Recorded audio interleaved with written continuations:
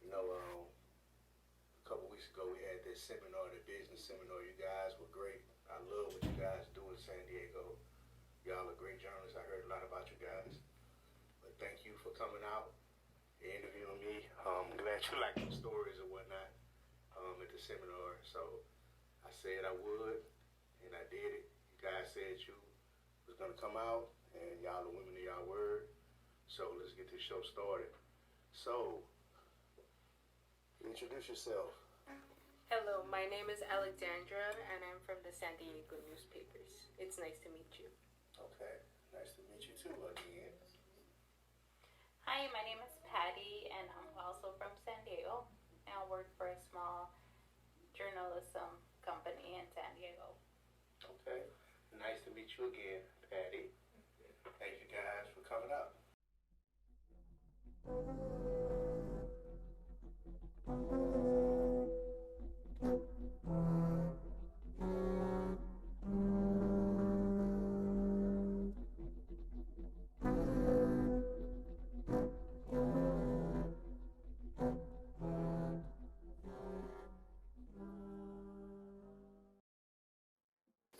So you was interested in more of my story, so I'm glad you guys were able to come out. We finally got a meeting set up, so we're gonna get this interview started, and hopefully I can give you guys what you're looking for. So who would like to go first?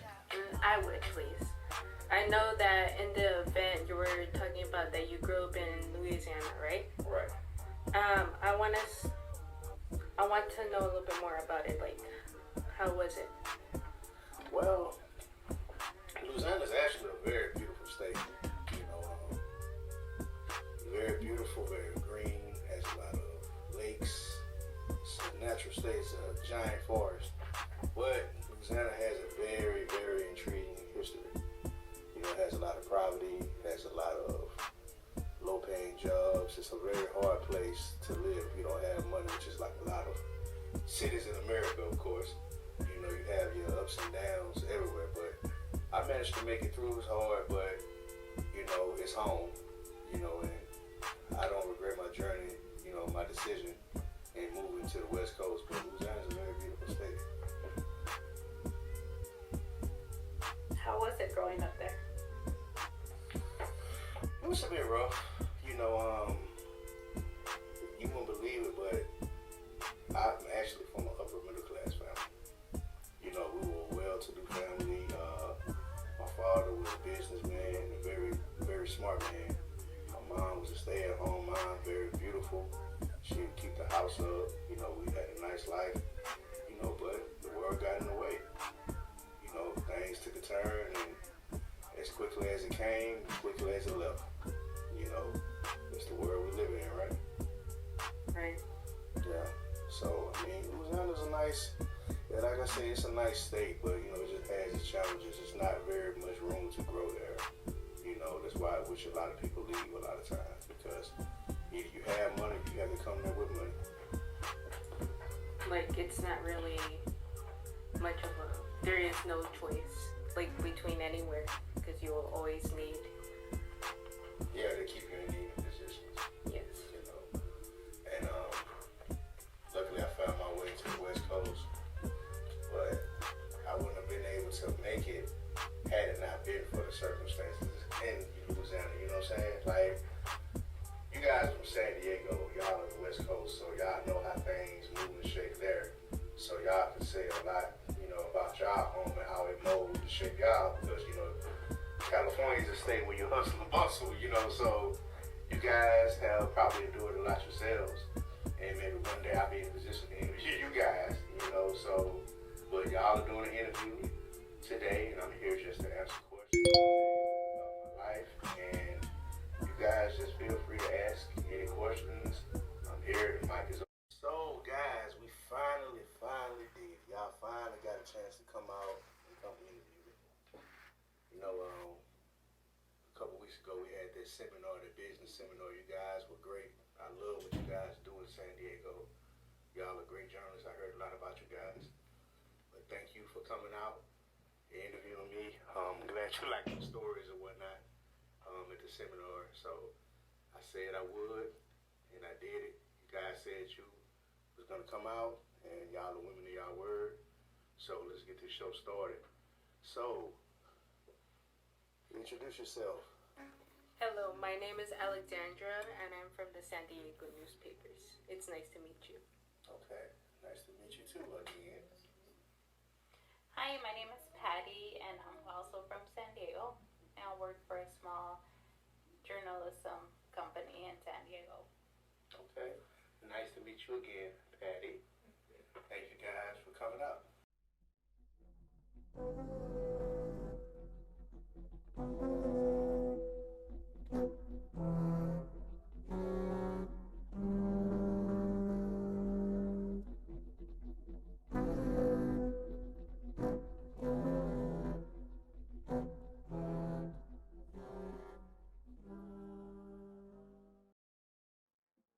So, you was interested in more of my stories, so I'm glad you guys were able to come out. We finally got a meeting set up, so we're gonna get this interview started, and hopefully I can give you guys what you're looking for. So, who would like to go first? I would, please. I know that in the event you were talking about that you grew up in Louisiana, right? Right. I want to know a little bit more about it. Like, how was it? Well, Louisiana is actually a very beautiful state. You know, very beautiful, very green, has a lot of lakes. It's a natural state, it's a giant forest. But Louisiana has a very, very intriguing history. You know, it has a lot of poverty, it has a lot of low-paying jobs. It's a very hard place to live if you don't have money, which is like a lot of cities in America, of course. You know, you have your ups and downs everywhere, but I managed to make it through. It was hard, but, you know, it's home, you know, and I don't regret my journey, you know, my decision in moving to the West Coast, but Louisiana is a very beautiful state. How was it growing up there? It was a bit rough, you know, you won't believe it, but I'm actually from an upper middle class family. You know, we were a well-to-do family. My father was a businessman, a very, very smart man. My mom was a stay-at-home mom, very beautiful. She would keep the house up. You know, we had a nice life, you know, but the world got in the way. You know, things took a turn, and as quickly as it came, as quickly as it left. You know, it's the world we live in, right? Right. Yeah. So, I mean, Louisiana's a nice, like I say, it's a nice state, but, you know, it just has its challenges. It's not very much room to grow there. You know, that's why I wish a lot of people leave a lot of times, because either you have money, you have to come there with money.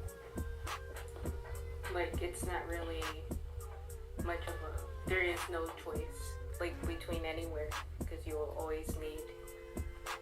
Yeah, they keep you in needed positions. Yes. You know, and luckily I found my way to the West Coast, but I wouldn't have been able to make it had it not been for the circumstances in Louisiana. You know what I'm saying? Like, you guys from San Diego, y'all on the West Coast, so y'all know how things move and shake there.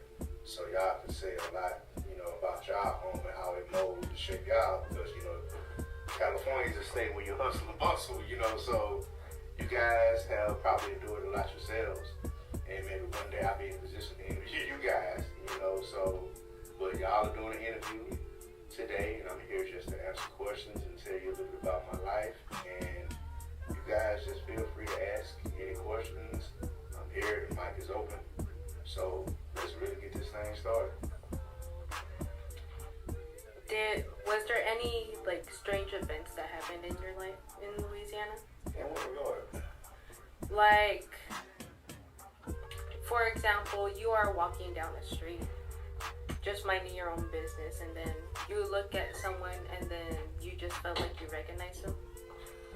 Well, that is kind of common in Louisiana, especially where I'm from, because it's a mid-sized city, not a whole lot of people, so you come across people all the time that look familiar. That's why a lot of times I didn't really go out, because I didn't want to be mistaken for nobody, you know, who owed you money or something like that, you know, so I always kind of did my little dirt under the radar. You know, I was more of a ladies' luckiest man back there when I was home. You know. Always catch you on food. Right. You know, but that happens all the time. You know. So, do you have any interesting stories that have happened to you over there in Louisiana? Oh man, I have tons of stories. I mean, we would literally be sitting here all night. You know, if I can tell you half of the things that I have done. But it's one story in particular that happened to me one night that actually sparked my motivation to move to the West Coast.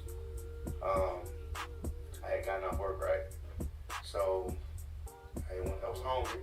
Of course, 300 pounds, 300 plus pounds, you know, big black man, Louisiana, you know, what more way to eat. You know, you comfortable food. So it's Waffle House right down the street, so where I work from. So I went to the Waffle House, normal night. I'm chowing down. I'm in one of them nice breakfasts and eating my waffle. I'm just sitting there and I noticed this woman and she kept looking at me. And, you know, I like she kind of cute, but I'm like, man, I'm trying to enjoy my meal. So I wasn't really came up that level. Hey, you munching on that food. That means Right, matter. right.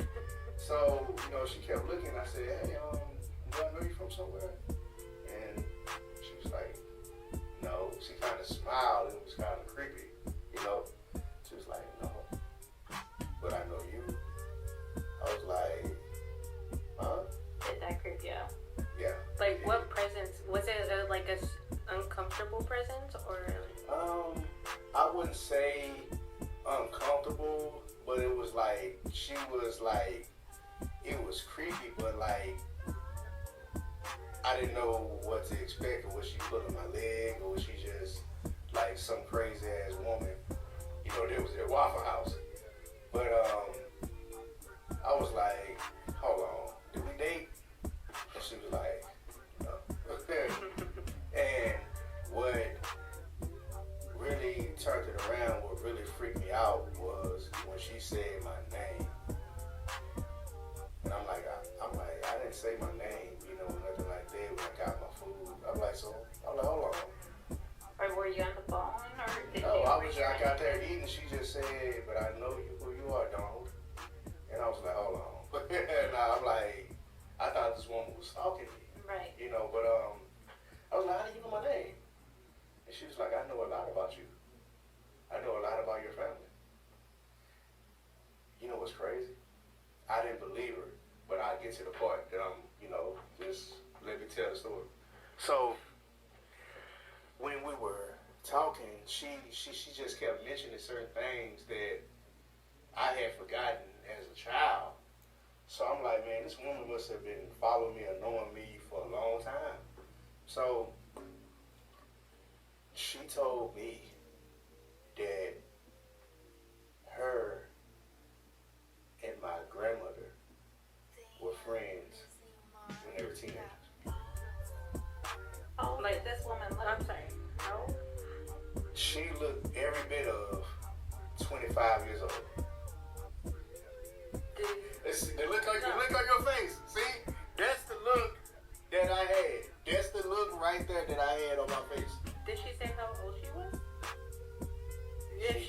She did. But the look that you guys are giving me right now, hey, hand up, not lying, like not making any of this up.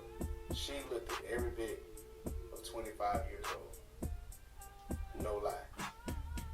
So I'm like, so I thought, I'm thinking she a quacko. I'm like, okay, man. I'm like, look, I'm just gonna finish my food and let you have it. And she just kept dropping things down, like telling me, what happened to me, telling me what school I went to, telling me my sister's name. She was just like, on it. And I was like, man, so at the same time, you never been scared, but you're intrigued at the same time. So I'm nervous and I'm scared, but I'm still asking you questions. And my hand was kind of shaking because, man, I'm like, man, is this chick gonna put a fucking root over me or something? I don't know. I don't know what's going on. So we just sitting there talking.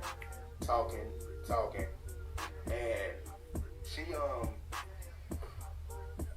tells me things that I have done. She tells me things that my sister had done. She said that she was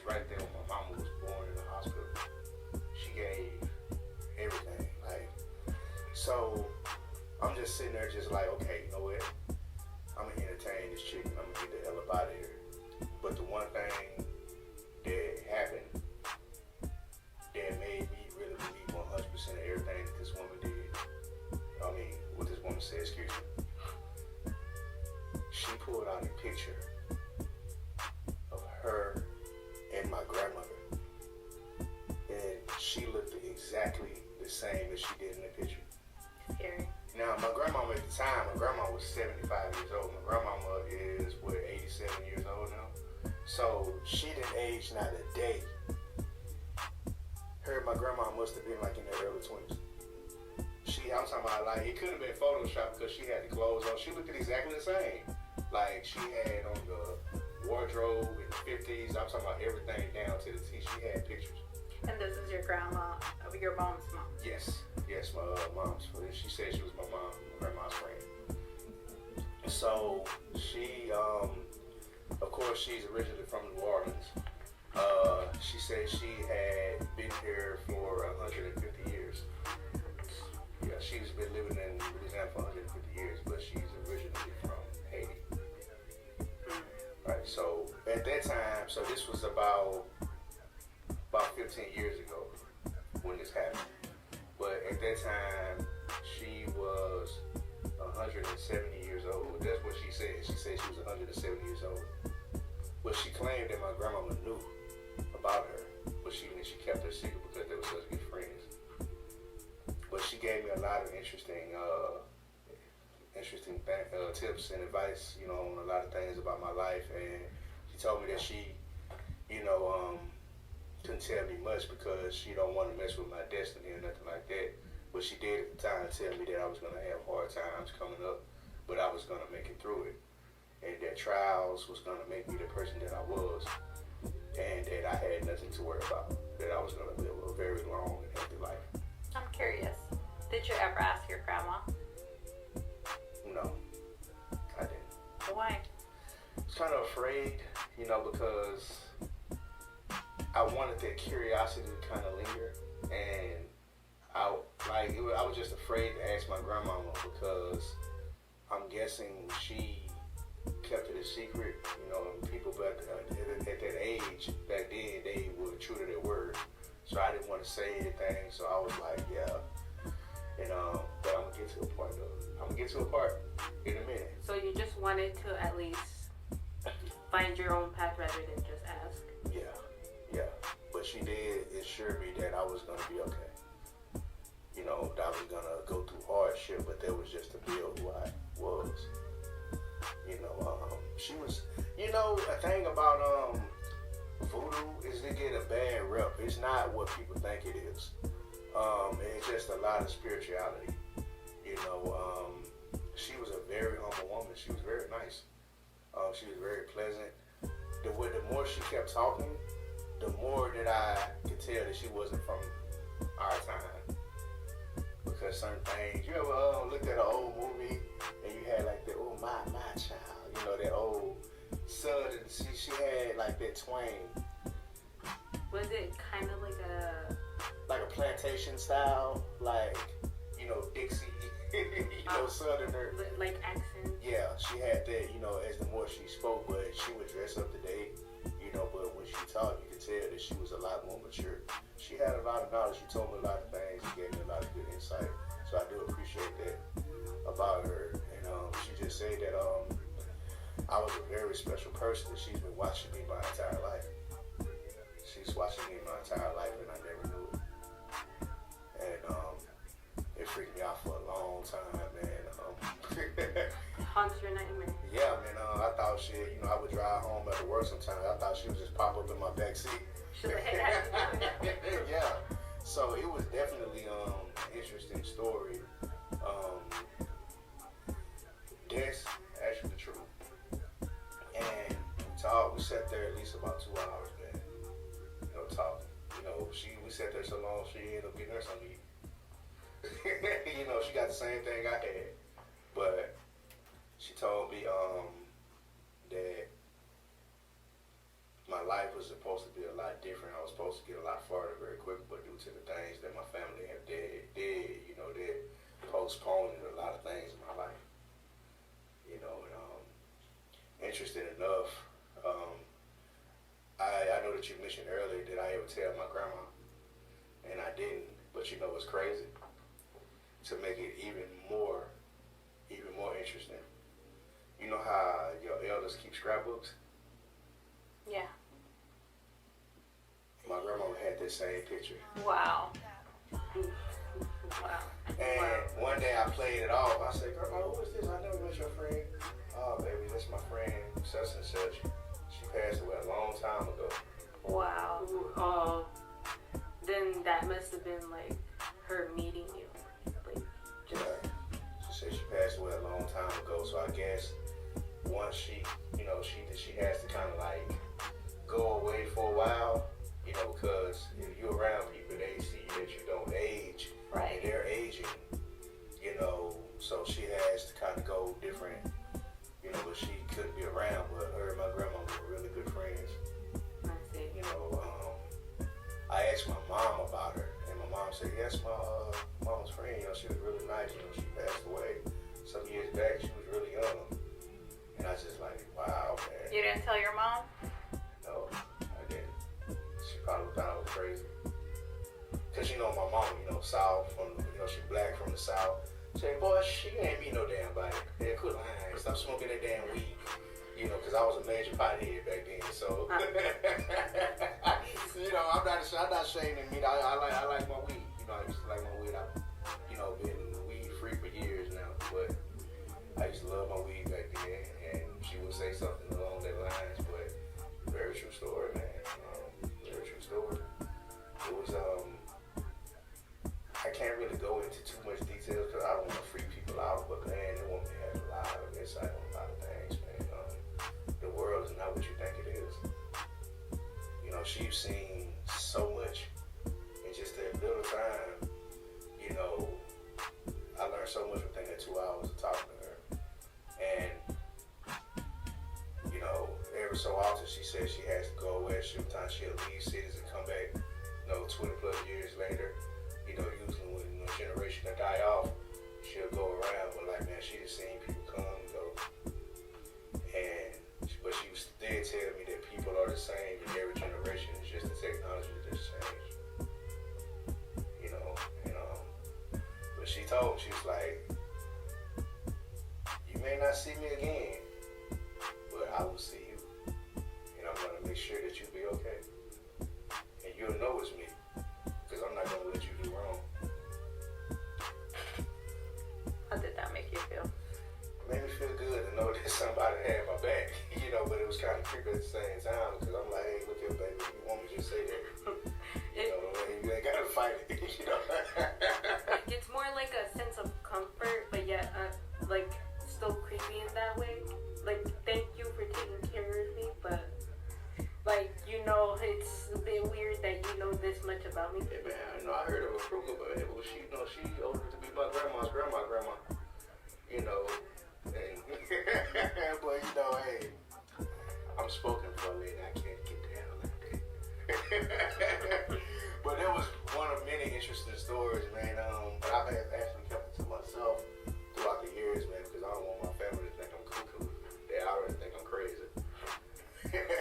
You know, but you guys are literally lucky because you are the first group of females that I have ever told this story to. So you guys are lucky, yay! I feel very honored today.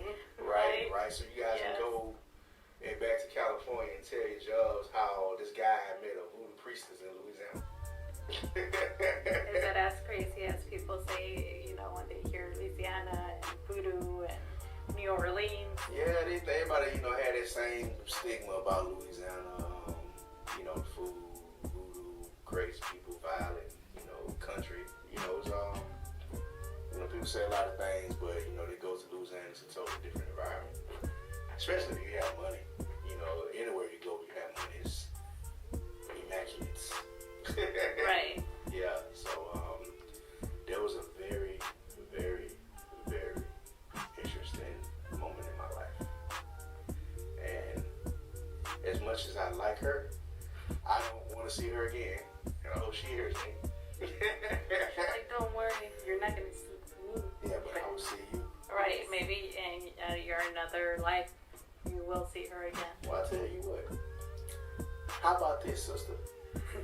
see me next time, give me some winning lottery names. Right? Help a brother out. Help me. Help me help you. And maybe we can do this thing together. But I'm just thankful for her because she it was right around the time right before my mom got sick. She told me a bit about my journey. She told me that I was gonna go through some troubling times, and she was spot on, man. But I don't regret anything that I have gone through, man. It just really made me the person who I am today. It was just an honor to meet her, even though I think she's kind of cuckoo.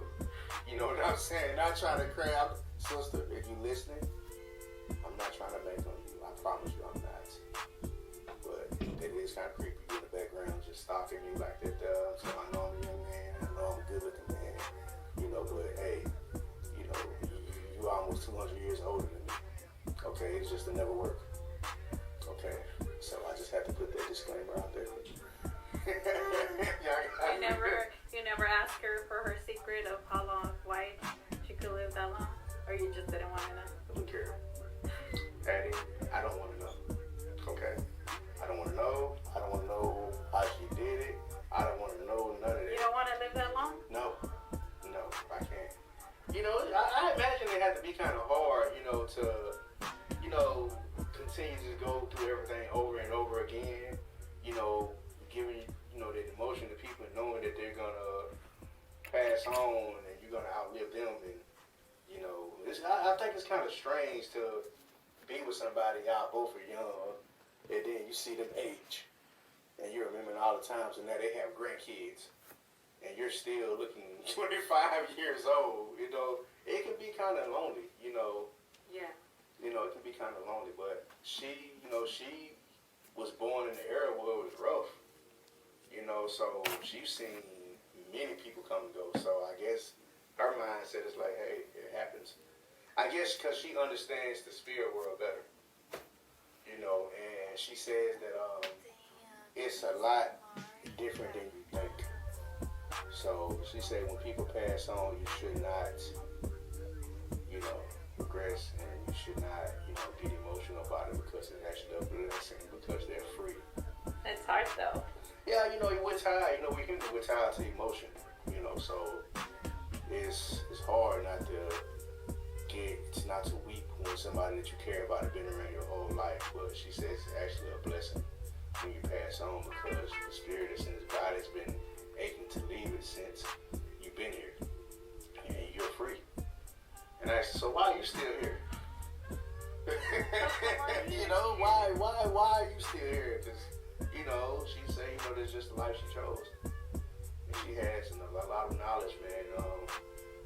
As much as I don't want to see her, not in a bad way, man, but it is a lot of things that I would like to sit down and talk to her about. And I'm not trying to summon you, okay? I'm not trying to have you meet me at a Chick-fil-A and just pop up, so...